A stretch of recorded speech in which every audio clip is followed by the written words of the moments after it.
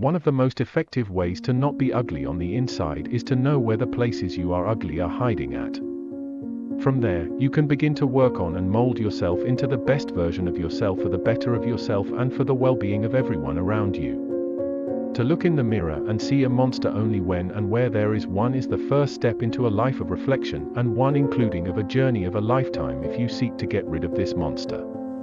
The person that we are, when we don't want to be and can't control, is one that most of us consciously acknowledge. When we confront ourselves with a self-awareness of mindfulness, it becomes easier to put ourselves in another individual's position to learn and experience from it. When we as a species are able to see the world through each other's eyes, healing can begin to take place among us. A sudden awakening of realization that we are all in this together, an experience that we give the title of life to. Every human has gone and is going through the equivalent of what every other human is and will be going through, eventually. The nature that we are all a common being is also apparent through the fact that we are each other in the form of one another. When you look into the eyes of a person, you need only see yourself and not a detachment. One of life's greatest illusions is separation. That is something that we should aim to not continue taking part in pursuing as a school of thought. Without any of us, there would be none of us, therefore you are just as important as any other individual or being that you consider to be of the highest importance. You are the most important person in this universe, and the universe over, if such a thing exists, as well as is the person next to you or closest to you. That oneness that we all share is a trait to embrace, equally as is our uniqueness as the solo individuals that we are today. It is not easy to point your finger at yourself when it is you who is out of line. Blaming others for our deficiencies is a common characteristic among all of us, and too often is the case that supersedes the proper route of action. It is a show of true strength to point out the flaws in yourself accurately and begin working on self-correcting it, as only you have the power. With the mindset of putting yourself in other individuals' positions, it will be greatly beneficial to the attempt of being able to see yourself. To be able to look at how you would want someone to treat you in every situation that you find yourself in. Treating others the way we want to be treated is a universal key, and more importantly, it is most effective if each individual views themselves as the everything that they are.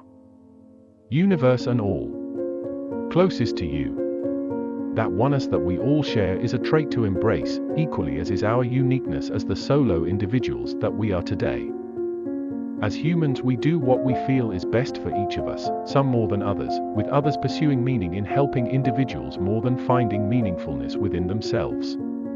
It is pertinent to keep the mindset of unity also within ourselves when we are feeding our community and those around us. If we give away everything that we have inside, it becomes easy to drain yourself until there is nothing left to give. A balance is necessary, and more importantly, you are hurting those around you by giving away everything you have until you are nothing, a counterproductive act, although with the intentions of a good heart. Often, we are building each other up or tearing each other down out of emotional response. It is difficult to know exactly where we are placing the goodness that we try to offer to the world, and is a good reminder that we never truly know if we are doing more harm than good when we strive for goodness, or when we are doing more goodness than harm when emotionally pursuing another's demise.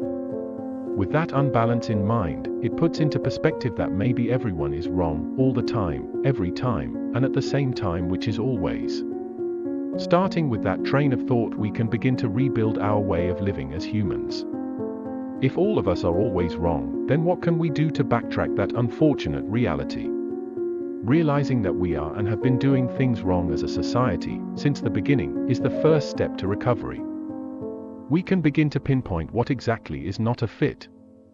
Emotions brought upon by stress, status, economy, society, today, tomorrow, and reality is a major part in the self-annihilation of our species, and to regain control of that element by dropping it from the equation of how we exist would be a major first step,